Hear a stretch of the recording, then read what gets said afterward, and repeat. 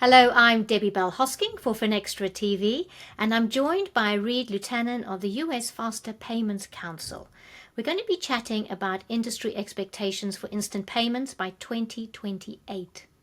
Reed, lovely to have you here in our virtual studio. Yeah, great to be here. Thank you so much. Well, we've got you selfishly in our studio for an interview. This is part of our Predict 2025 USA series. So it's only natural that I ask you, Reed, please, for an overview on the state of adoption of instant payments in the US as it stands today.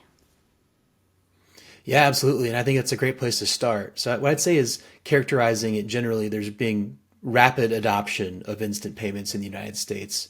Over the last 4 months, from the time when the FedNow network launched to today, over 1,000 financial institutions have joined that service. The Clearinghouse, which operates their RTP network, continues to report large month over month growth in transaction volumes on their network as well. You've got innovative companies such as Volante, Finsley, ACI, Jack Henry, and they're streamlining the process for financial institutions to get on the networks. At the same time, you've got these innovative tech firms like such as Modern Treasury, Trustly, Banked, Fiserv, and a bunch of others on that side, helping corporates get value from leveraging instant payments as well. Overall, a recent survey we did shows about 80% of respondents described faster payments as a must have. So it shows a huge amount of desire for this service.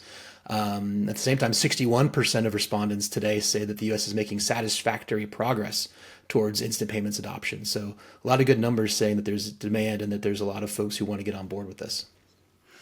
Indeed, and you're talking about that survey. I'm going to throw some more figures that I've learned from the survey.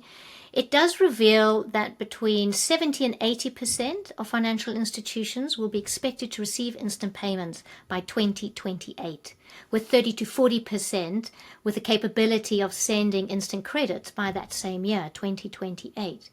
What do you think financial institutions need to do to get to this point?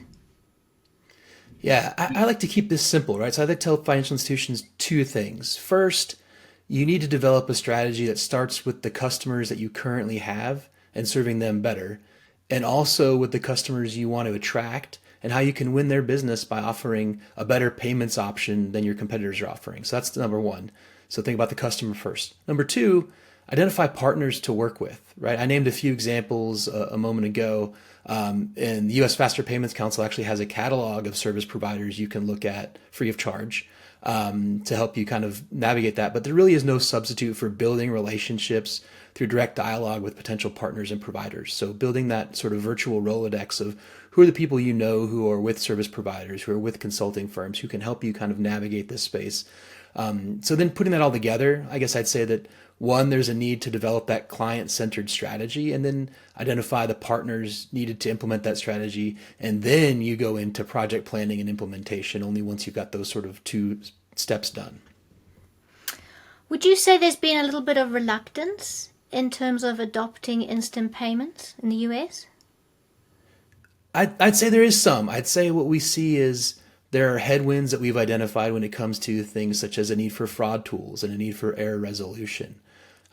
So I guess from my perspective, I think the path forward is going to be working across the space to identify and then implement some well-intentioned fraud prevention tools and then deploying those, right? At the same time, we need to develop a plan for error resolution that because that's the flip side of that coin, right? If you think about a trust or a certainty coin, on the one side, you've got to gain trust and increase certainty by reducing the fraud.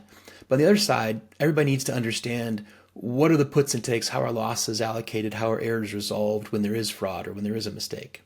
It's also important to be honest about what's happening rather than just sort of letting fear of the unknown drive these decisions, right? So while there is reluctance, and we're seeing that in some of the numbers, the fact is fraud over instant payment rails in the United States has been vanishingly rare. And in other markets that have enabled even a wider array of use cases than we have, fraud and instant payments is very low across the world. So I think making sure that we understand that, yes, that's something we need to tackle and understand and have a good plan for, but it also shouldn't be the thing that makes us not move forward. You're saying it shouldn't be the thing that should prevent you from moving forward, but what can the industry do to ensure development of ubiquitous fraud prevention tools? Yeah, I think it's going back to what I spoke about a moment ago. I think it's working together across all the different segments of the ecosystem, right? So bringing in financial institutions, technology companies, the network providers, the corporates who are going to ultimately use these services, and talking through what are the things that we need to have in place to make us comfortable. How do we implement things such as multi-factor authentication to ensure that these transactions are secure, while not introducing too much friction into the process. And it sounds like a lot of collaboration in the process. Yeah, Wonderful. absolutely. I think that's going to be critical across a lot of things. When you're building a new type of payment system like we are for the first time in 50 years, having that broad consensus across all the different segments of the ecosystem is critical. All right, wonderful. Well, on that note, Reed, thank you very much for giving us this overview of the state of play when it comes to instant payments in the US. So thank you very much. Thank you so much for having me. It's great to be here.